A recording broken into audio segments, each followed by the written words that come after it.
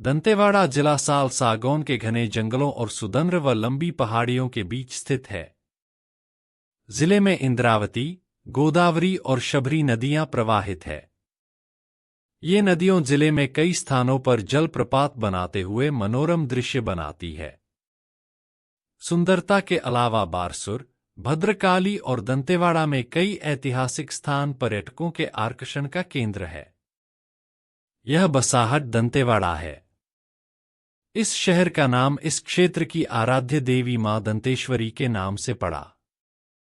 इनकी मुख्य बोली हल्बी, भत्री, गोंडी, परजी, धारवी, दोरली, अबूझमाड़ी और दंडामी है। ऐसा माना जाता है कि सती देवी के दांत यहां गिरे थे, इसलिए इसका नाम दंतेवाड़ा पड़ा। 13वीं शताब्दी में बना बस्तर की आराध्य देवी मां दंतेश्वरी के मंदिर के पीछे शंखिनी डंकिनी नदी का संगम तट है।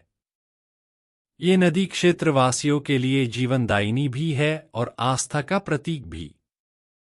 दंतेवाड़ा की जीवनदायिनी नदी शंखिनी डंकिनी, जानिए क्यों पड़ा नदी का ये नाम।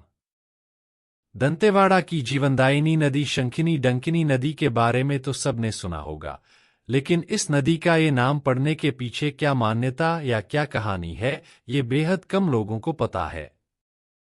तो आइए जानते हैं इस नाम के पीछे की वजह। अगर आप हमारे चैनल पर पहली बार आए हैं तो चैनल को लाइक और सब्सक्राइब जरूर करें। 13वीं शताब्दी में बना बस्तर की आराध्य देवी मां दंतेश्वरी के मंदिर के पीछे शंखिनी डंकिनी नदी का संगम तट है। ये नदी क्षेत्रवासियों के लिए जीवनदायिनी भी है और आस्था का प्रतीक भी। इन दोनों नदियों को लेकर कई पौराणिक कथाएं प्रचलित हैं। जानकारों का मानना है कि मां दंतेश्वरी देवी वारंगल राज्य से आई थीं, जिनके पीछे पीछे महादेव और भैरवनाथ भी आए थे। आइए जानते हैं कि इन दो नदियों का ये नाम पड़ने के पीछे की क्या मान्यता है। मां दंतेश्वरी अलग अलग जगहों पर अलग अलग रूप में विराजमान है। दंतेवाड़ा की बात करें तो यहां मां दंतेश्वरी 64 योगिनी के साथ विराजती हैं। उनमें से जो 2 योगिनी देवियां हैं वे शाकिनी और डाकिनी के नाम से प्रचलित हैं, जो मंदिर के पीछे नदी के रूप में प्रवाहित होती हैं। इस वजह से नदी का ये नाम पड़ा। एक दंतकथा के मुताबिक शाकिनी डाकिनी योगिनी देवी ने एक दिन पुजारी को सपने में दर्शन दिया। देवियों ने पुजारी को दोनों नदियों में पूजा अर्चना करना शुरू करने को कहा। देवियों ने पुजारी को कहा कि पूजा अर्चना के बाद मछुआरे से नदी में आखेट कराएं, वहां आपको शंख और बाजे के रूप में हमारे दर्शन होंगे। पुजारी ने दंतेश्वरी मंदिर संगम तट पर शंखिनी डंकिनी नदी में मछुआरे से शिकार कराया।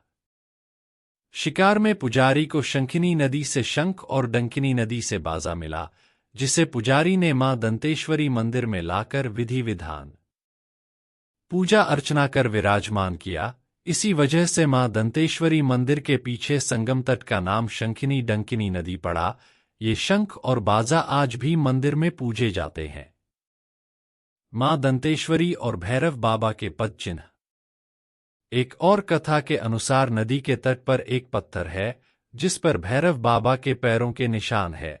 ऐसा ही एक निशान माईजी की बगिया में मां दंतेश्वरी देवी के पद चिन्ह का भी है।